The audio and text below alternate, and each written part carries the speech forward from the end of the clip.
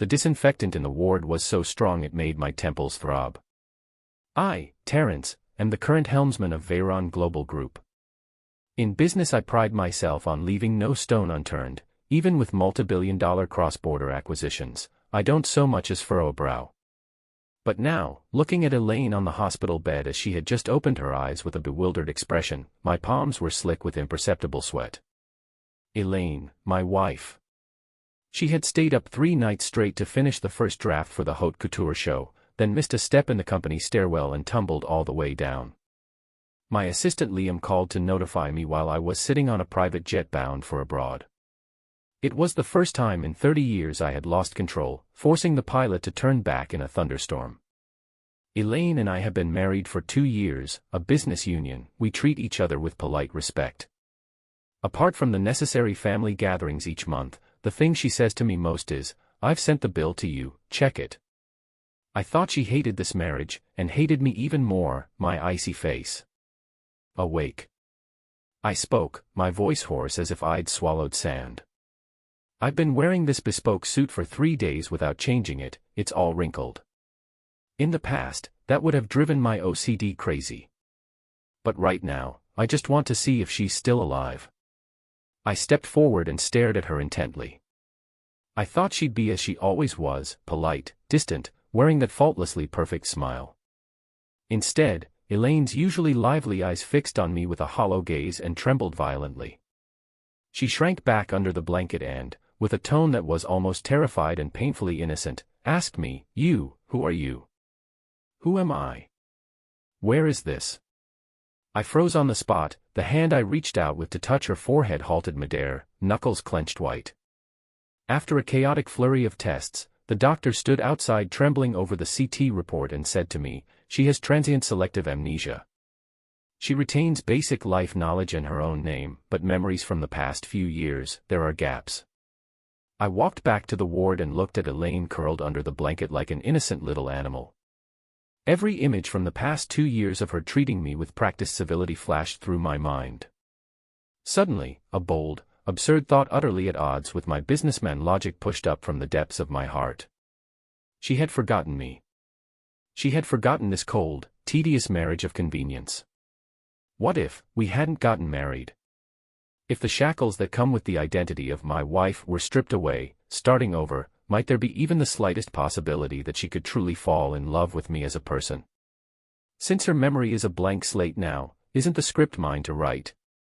I pinched the center of my palm, forcing myself to summon the calm, poker-faced composure one keeps at a negotiation table, then walked to the bedside and looked down at her from above. "My name is Terence."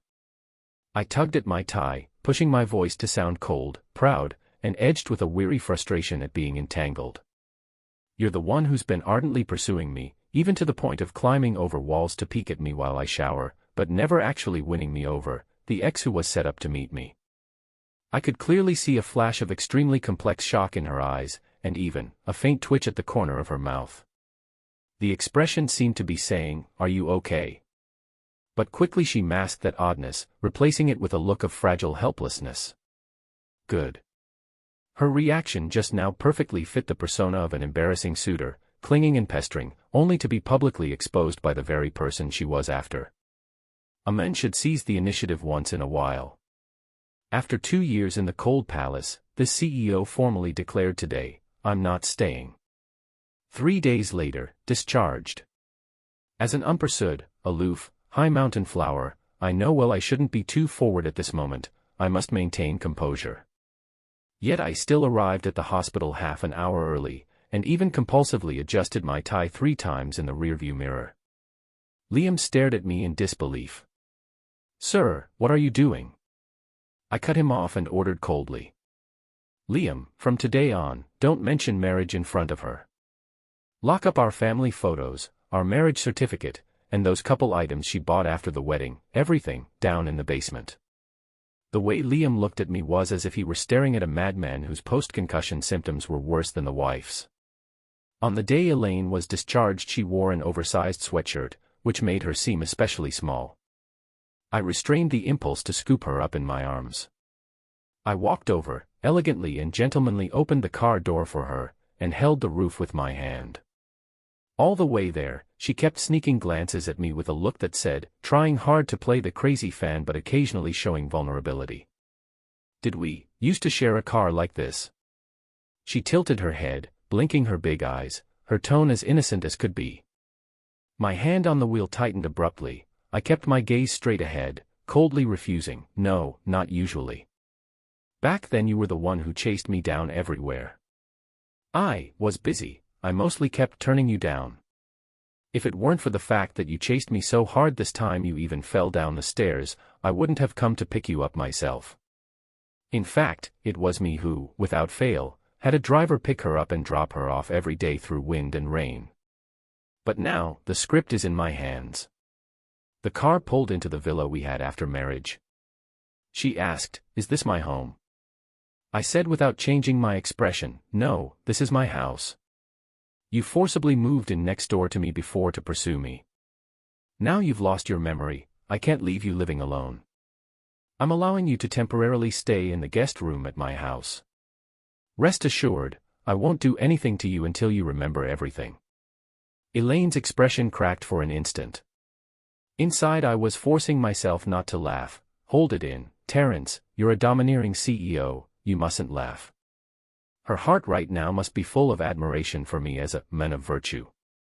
After settling her in the guest room on the second floor, I excused myself on the pretext of dealing with business and slipped into the study. Because I left in a hurry, I didn't notice when I slammed the door with my hand, its lock, aged, hadn't fully caught, leaving a gap. I was completely unaware. Sitting in my chair, I immediately called Liam, my voice low, though it couldn't fully hide the turmoil inside. "Liam, seal off every loophole that could expose us. Suppress the media too." I rubbed my aching temples, listened to the steady patter of rain outside the window, and let out a long sigh. "You don't understand. Over the past 2 years, she's been overly polite to me. Polite like an outstanding employee who could resign at any moment. Now that she's forgotten me, I want to try, if this marriage were gone, would she actually fall in love with me? This time, I'll be the one to pursue her." After hanging up, I was about to lift my coffee when I looked up and realized the study door hadn't been closed properly after all. In the gap, the hem of a familiar hoodie was retreating furtively, like a thief caught in the act. My heart dropped. Damn, I'm busted. I tiptoed to the door and peered out through the crack. Elaine was leaning against the corridor wall, her hands clamped over her mouth, her shoulders shaking. I studied her expression closely. That was definitely not someone moved to tears by my heartfelt confession. Her mouth was almost stretched to her ears. This was clearly someone trying not to laugh herself to death. In that instant, the sharp instinct of a businessman hit me like a splash of cold water. She hadn't lost her memory at all. This woman was actually setting me up. I slowly leaned against the door, furious and laughing at myself. Well played, Elaine, playing this trick on me. Let me put on this self-pitying act here. Who knows what snarky things you're thinking about me. Fine then, since you want a show, I'll take this, Sundaram chasing his wife in reverse, play and perform it to the hilt. Let's see who breaks first. To make the performance more convincing, I needed a witness who would carry weight in front of Elaine. I thought of my childhood friend who'd just returned from abroad, the heir of the G Family Corporation, Hunter. Half an hour later, in a private room at an upscale downtown club, Hunter listened to my story and collapsed onto the couch, laughing shamelessly, his whiskey nearly spilling all over his pants. Ha ha ha. Terrence, look at you now. The ex from a blind date you never managed to win over. The suitor who forcibly moved in next door. Where on earth did you learn to be this shameless? You've been married for 2 years and you pull this stunt. I gave him a cold sidelong glance, lifted my glass and took a sip. Help or not? If you don't, I'll pull my investment from the plot the G family is developing in the south of the city next quarter. I hear your grandfather has his eye on that project. The laughter died in an instant. Hunter straightened up at once, slapped his chest and guaranteed, help. Why wouldn't I help? Isn't it just playing an emotionless childhood friend who witnessed Elaine clinging to you while you coolly rejected her? Bro, that's Oscar-worthy acting. That evening, using the excuse of helping the amnesiac you get reacquainted with your circle of friends, I brought Elaine to that club.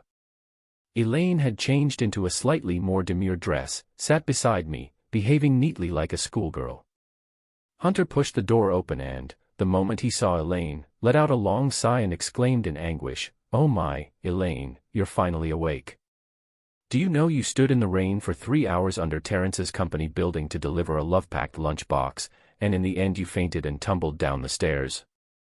You nearly gave Terrence, you nearly scared us to death." The hand I was using to pour tea trembled slightly. Inside I raged silently, 3 hours of heavy rain. Tumbled down the stairs because of delivering a lunch. Hunter, I asked you to polish the story, not invent fantasy. Tomorrow you're going to the south of the city to dig up a foundation. I turned to watch Elaine's reaction.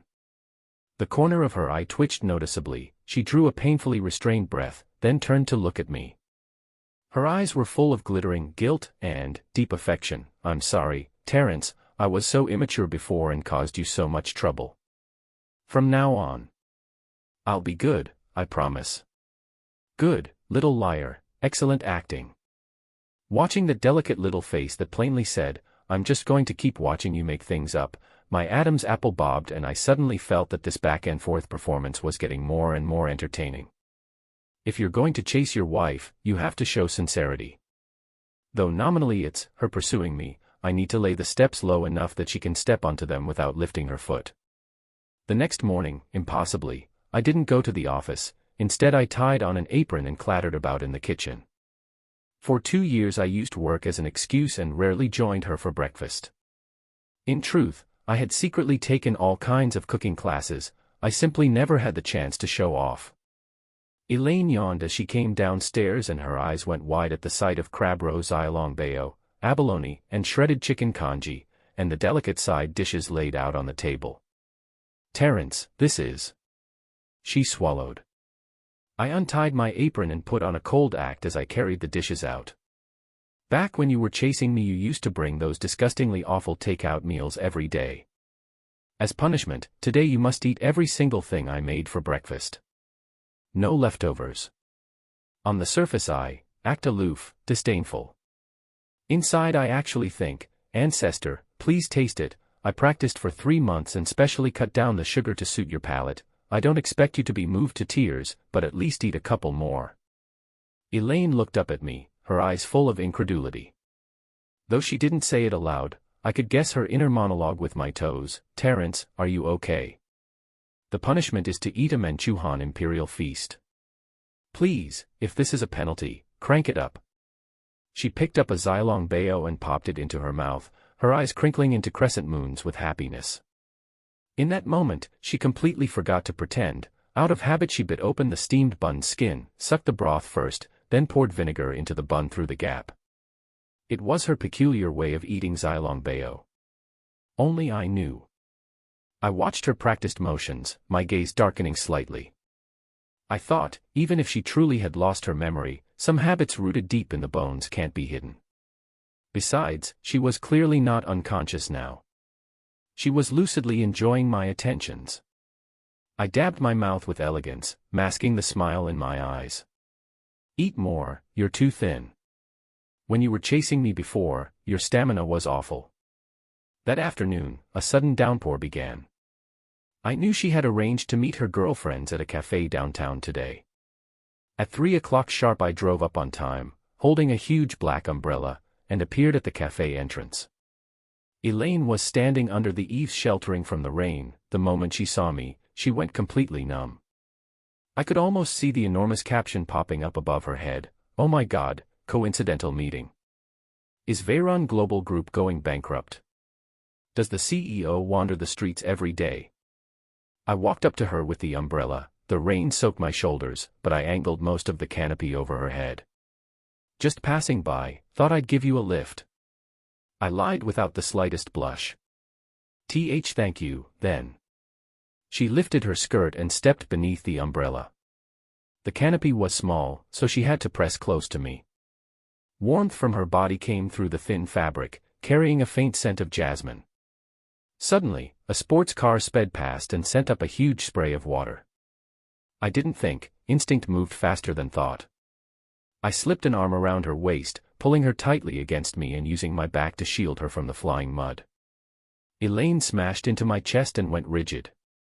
I looked down and could see the tips of her ears flushed red. Her hand clenched my suit jacket, her knuckles had turned white from the grip.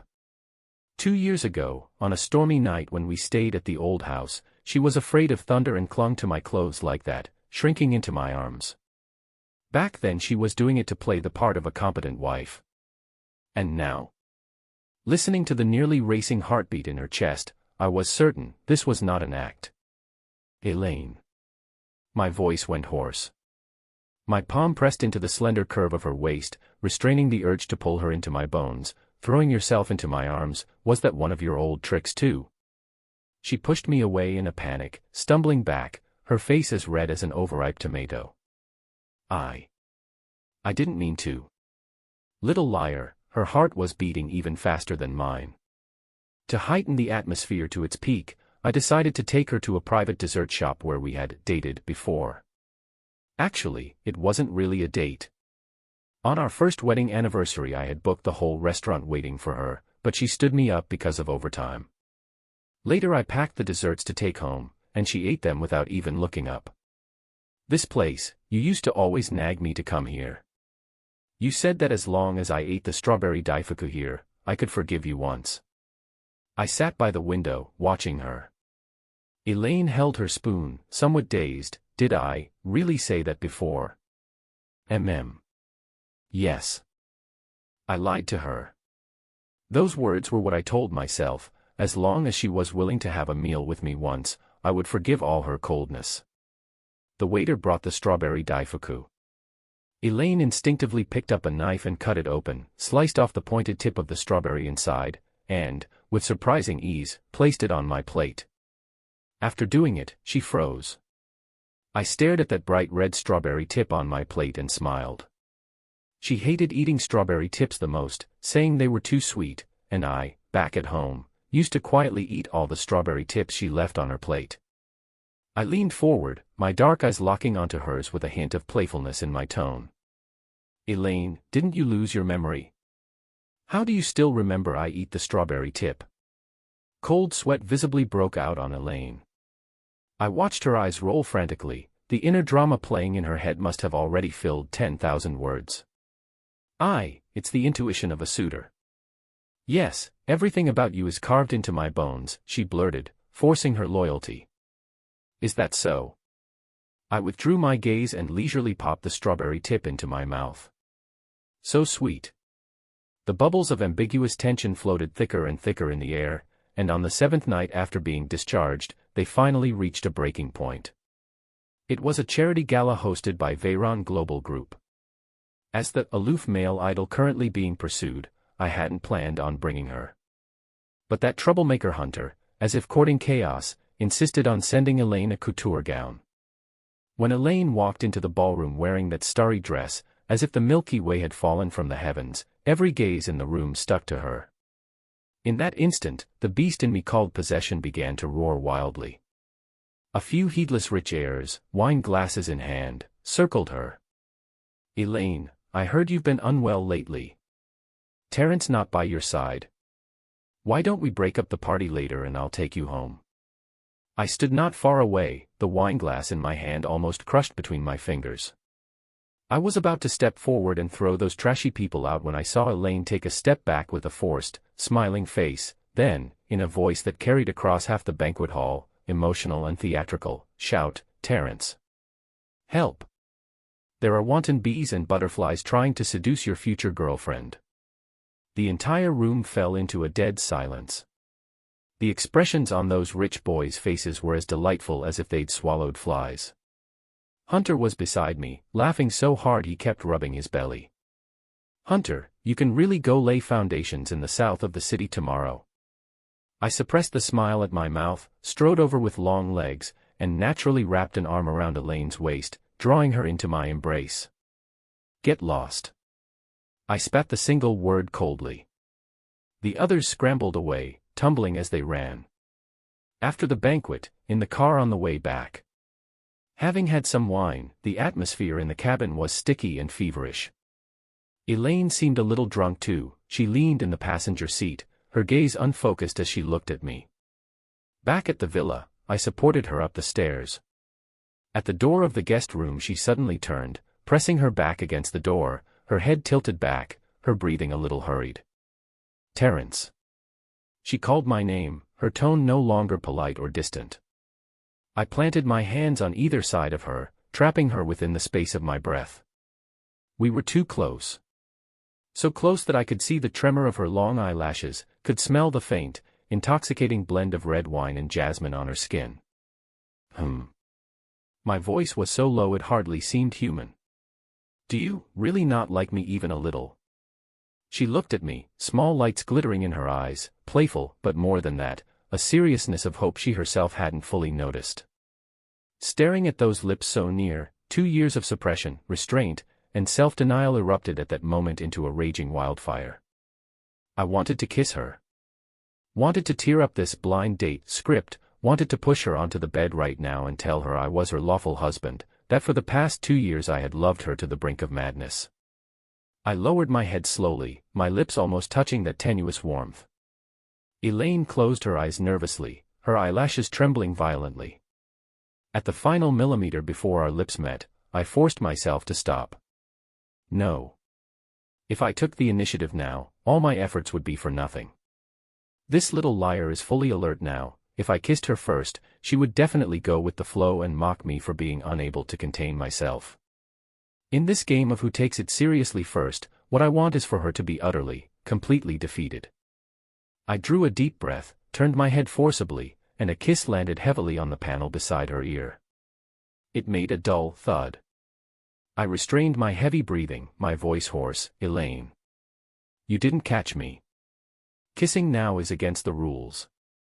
Having said that, I stood up decisively, looked at her intently, and strode back to my master bedroom. From behind, I vaguely heard Elaine's foot stomping, a mix of shame and anger. I could even imagine vividly how she was cursing me blue in her mind. That night, I took a cold shower for half an hour. Day 8. Elaine finally couldn't hold back.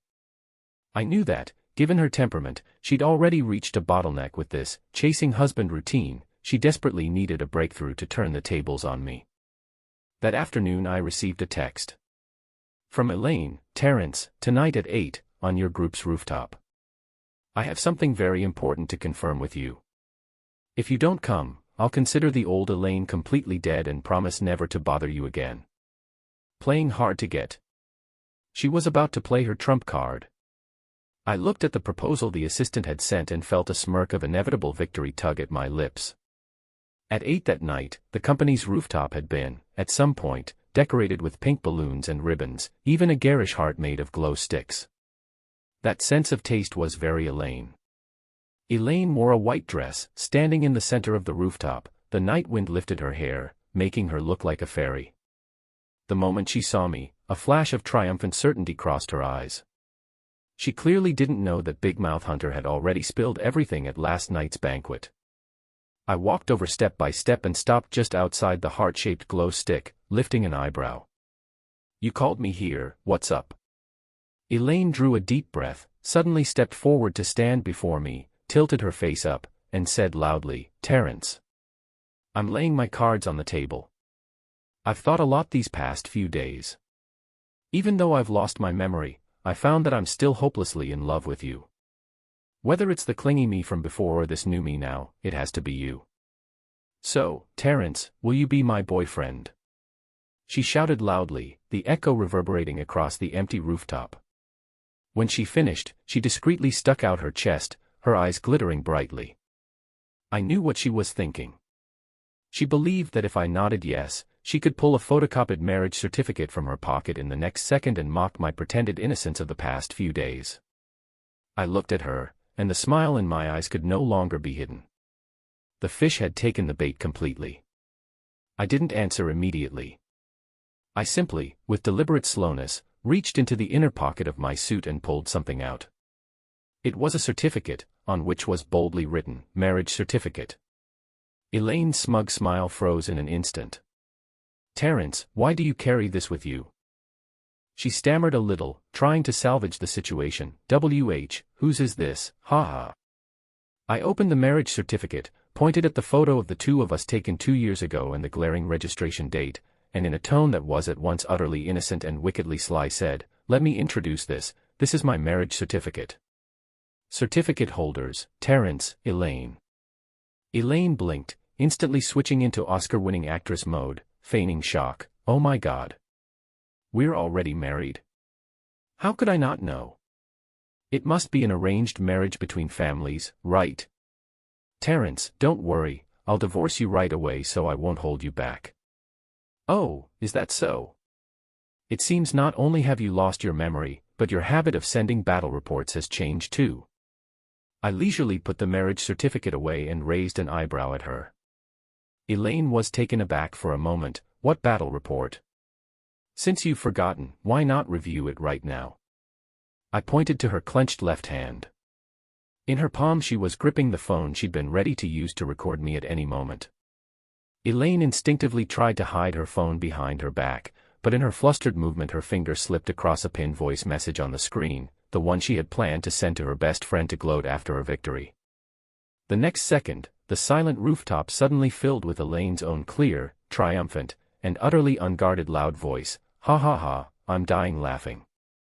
Terence, that broody guy, actually made up a lie that I'm his obsessive admirer. He even said I live next door to him. Oh really, he wants to play the pure love script? Fine, I'll act it out for him. I'll flirt him until his nose bleeds, and in the end he'll be crying, begging me to remarry him. The recording echoed and looped across the empty rooftop. The wind on the rooftop suddenly grew very still. Elaine stood petrified, completely frozen where she was. Her delicate little face shifted from red to white, from white to green, a riot of colors, finally settling into a look of utter, social death, despair.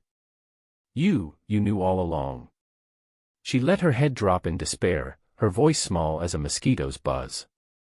I stepped forward, directly into the heart shape formed by the glow sticks, slipped my arm around her waist, and pulled her hard into my embrace. This time there was no restraint, no script, only a solid hug full of every selfish thing I felt. From the first day in the hallway, the very second I saw you trying not to laugh so hard your shoulders trembled, I knew.